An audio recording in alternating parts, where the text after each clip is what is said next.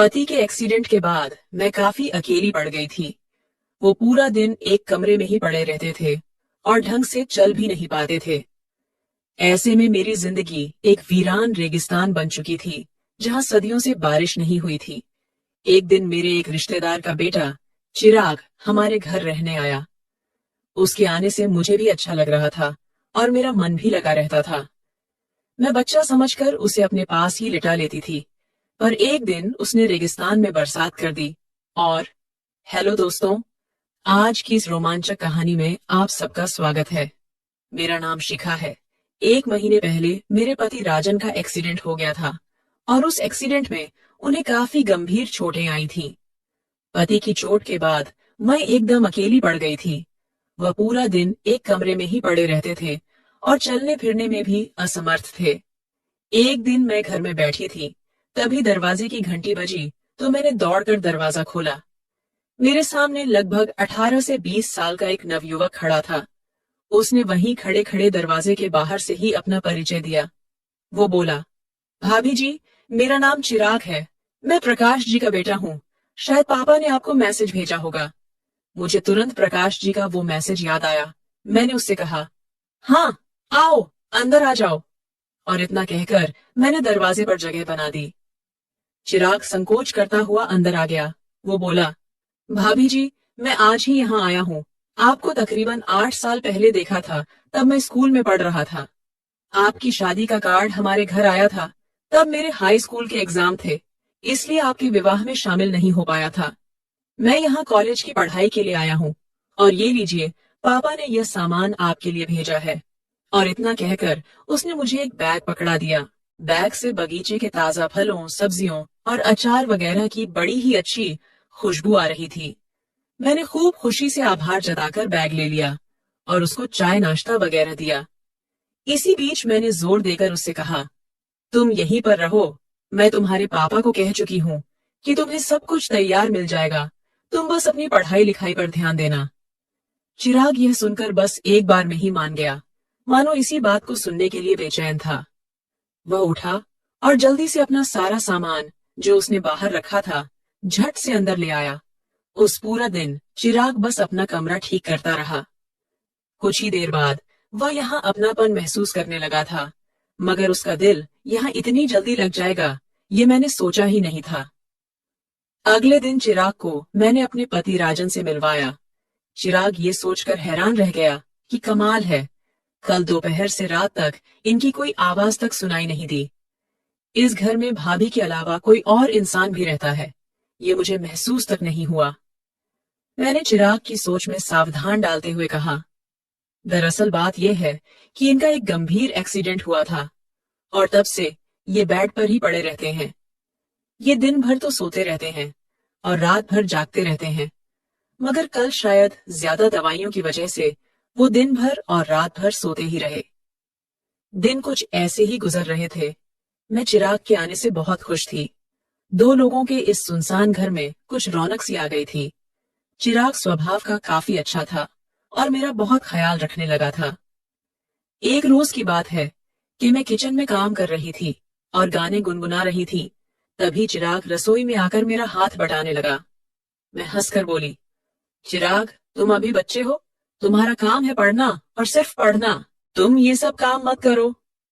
जवाब में उसने कहा, हाँ भाभी, पढ़ना तो मेरा काम जरूर है, मगर मैं इतना भी बच्चा नहीं हूँ। मैं पूरे 20 साल का हूँ। मैंने आश्चर्य से चिराग की ओर देखा तो वो बोला, हाँ भाभी, मैं अब कॉलेज में पढ़ता हूँ। अब मैं बच्चा नहीं रह गया। ये सुनकर मैं बिल्कुल चुप हो गई। एक दिन बातों ही बातों में चिराग मुझसे मेरे पति राजन के बारे में पूछने लगा कि उनको क्या हो गया था, ये एक्सीडेंट कब और कैसे हुआ था। मैंने उदास होकर कहा, पहले वे बिल्कुल फिट थे और हमारा सारा कारोबार वो अकेले ही देख रहे थे। सब अच्छा चल रहा था और हम हंसी खुशी एक साथ रह रहे थे। फिर एक दिन कुछ ऐसा हुआ कि जब वो कारखाने से वापस घर लौट रहे थे तो रास्ते में उनका एक्सीडेंट हो गया। उस एक्सीडेंट के बाद से हमारी जिंदगी और घर के हालात दोनों ही बदल गए। उनको पैरों पर काफी चोटें आई थीं। सब इलाज करा लिया है, पर वो अभी भी ढंग से चल नहीं पाते हैं। फिलहाल तो उन्हें 2 कदम चलने में भी पूरे 10 मिनट लगते हैं, इसलिए वो ज्यादातर अपने कमरे में ही रहते हैं। सप्ताह में 3 दिन फिजियोथेरेपी कराने वाला आता है और बाकी समय में वो फिल्में देखते हैं और किताबें पढ़ते हैं। डॉक्टर ने कहा है कि समय लगेगा, पर वो धीरे धीरे ठीक हो जाएंगे और आराम से चलने लगेंगे। चिराग ने यह सुनकर उनकी तरफ देखा। वह जानता था कि हमारी शादी को मुश्किल से 5 साल ही हुए होंगे। वो बोला, भाभी जी, आपकी शादी को तकरीबन 5 साल ही हुए हैं ना? मैं बोली, हाँ, 5 साल हो गए हैं। वो बोला, मुझे भी याद है भाभी, उस समय मेरे 10वीं के पेपर चल रहे थे और इसीलिए मैं आपसे मिल भी नहीं पाया था। मैं शायद 6वीं में पढ़ता था, तब मैंने एक बार आपको देखा था। आप पापा के पास कुछ किताबें लेकर आई थी। मैंने कहा, हाँ हाँ। तब तुम्हारे पापा मेरे गणित के शिक्षक थे और मैं उनको किताबें लौटाने आई थी, क्योंकि इसके बाद मैं दूसरे स्कूल में जाने लगी थी। दिन गुजरते रहे और चिराग को हमारे यहाँ रहते 4 महीने हो गए थे। चिराग लड़कपन के ऊपर खाबड़ रास्ते पर ही चल रहा था, लेकिन वो यह साफ समझ गया था कि हम दोनों पति पत्नी की खामोश जिंदगी में फिजियोथेरेपिस्ट के अलावा वही है जो थोड़ा बहुत संगीत की सुर, लय और ताल पैदा कर रहा था। चिराग मुझसे नजदीकियां बढ़ाने की लगातार कोशिश कर रहा था और मुझे भी इतने दिनों से कोई सुख नहीं मिला था, तो मैं भी उसकी तरफ खींची चली जा रही थी।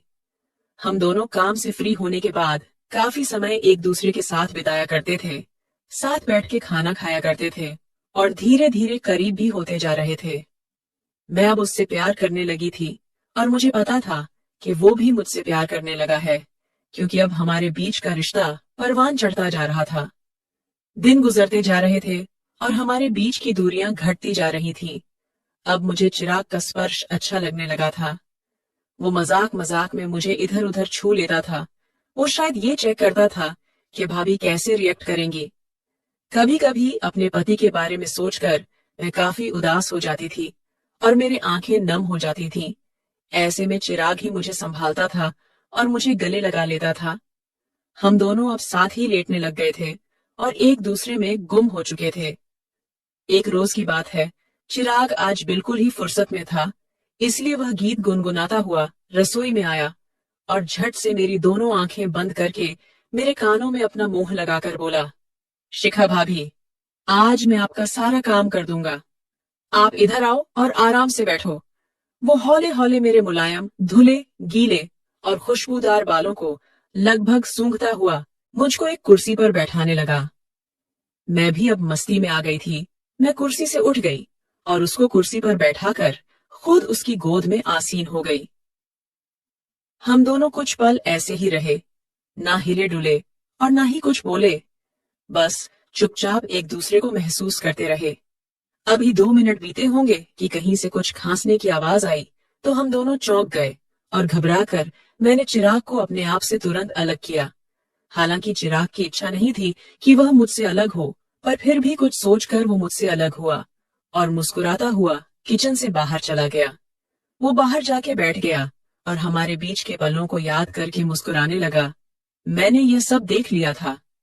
मैं उसके पास जाकर बैठ गई और उसके गाल पर एक हल्की सी चपत लगाकर और दूसरे गाल पर मीठा सा चुंबन देकर उठ खड़ी हुई।